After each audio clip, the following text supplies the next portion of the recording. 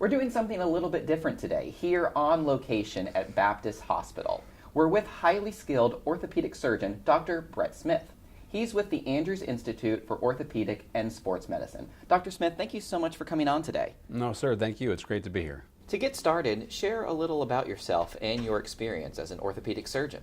Sure thing. I was born and raised in California.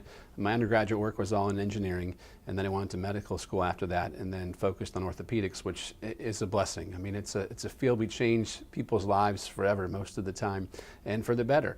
My fellowship was in Arizona doing just hip and knee replacement surgery. Following that, I went on to 2 other practices, but I'm really blessed to be here at Andrews. I was hired, I think 8 years ago now, to start the total joint program, and it's been a success, and every day we're changing lives, and patients allow me to do that, which is the awesome part. So it's a wonderful field that really makes a huge difference. Why is orthopedic health a greater concern as we age? As we age, our joints also age, and when they age, they deteriorate, obviously, for numerous reasons, and that leads to a less healthy lifestyle, less productive lifestyle. And it's actually been shown that hip and knee replacements and other procedures we perform give patients that lifestyle back. And it makes them more productive in all aspects of life, but also it prevents other medical issues like diabetes, hypertension, cholesterol, everything else. So really what we're doing is hopefully getting patients back to their early years where they can be active, exercise, and take care of themselves and their families. What are the most common orthopedic problems that seniors face, and why? Well, for seniors, it's different than the active younger crowd. The 2 problems they face from my perspective are osteoporosis, which leads to fractures, obviously, and then osteoarthritis. There are other forms of arthritis that afflict seniors as well, and it's a huge list of thousands of reasons why. But those are the two main things, the osteoporosis and then the arthritis. Why is bone health so important? Well, remember too, without your musculoskeletal system, you're a blob. And so everything you do in terms of breathe, eat, walk, talk, it's all related to your bone. And if those aren't healthy and you can't do those things, or if they're injured, you don't realize how much they do for you. So as long as your bone skeletal health is good, you're in general a happier person. So what are some warning signs of orthopedic issues that seniors should definitely not ignore? The 2 biggest problems are pain and lack of motion. In other words, patients come in and say that it hurts to do something X, Y, or Z, or the second part of it is they can't get their socks on. They can't, put their arm into a coat because their shoulder hurts.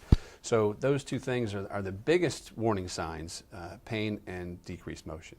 Share some ways that we can improve our own orthopedic health, like diet and wellness. Yeah, a lot's coming with diet and exercise, and even last week there was a published article about back pain and yoga. Yoga actually is equivalent to physical therapy in terms of results and benefits for patients compared to physical therapy. So these are things they can do at home. The key with orthopedic health is staying active, eating a healthy diet, and also consuming the proper amounts of calcium and vitamin D. And truthfully, everybody should be on calcium and vitamin D, or at least monitor where they are. But certainly as females age and osteoporosis is not inevitable, but probably part of their life, they need to be in contact with their physicians and make sure they're on the right dose of calcium and vitamin D. What are some exercise tips for seniors who may be hesitant or reluctant to start? Yeah, and the hard part's starting. So once they start and stick to it, I think the study shows if they do it for 30 days, they'll stick to it. And that's the key, is just starting. But more importantly, from my standpoint in the elderly patients, is to have a low impact activity. Whether it's cycling, walking, swimming, something where their foot is attached to or not pounding like running. But like I mentioned before, yoga is an awesome exercise. There's videos now on your iPads. You can do it at home. No one's watching. You can't get embarrassed. But the key is really to offload the joints during the exercise, from my standpoint as a hip and knee surgeon, so that those joints are preserved longer. What are some specific things that we can do to maintain that bone health as we age?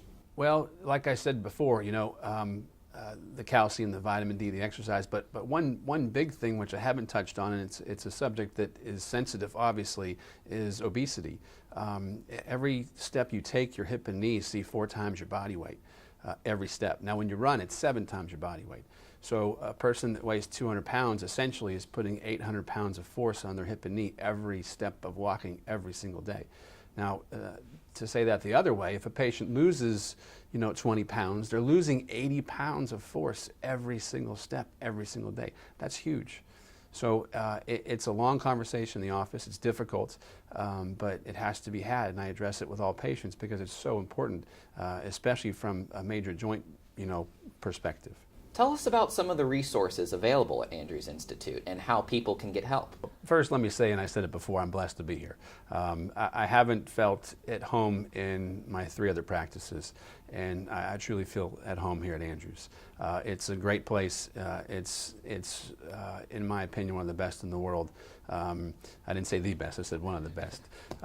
And everything anybody that needs done from a orthopedic, neurosurgery, primary care, sports medicine, and the list goes on. We have rheumatology. I mean, you name it. If there's any affliction from the musculoskeletal system, we can take care of it. Now, that's not to mention the fact that we have education in terms of fellows. We have research at AREI and ongoing stuff that is there to advance medicine and help everybody in our community and farther along.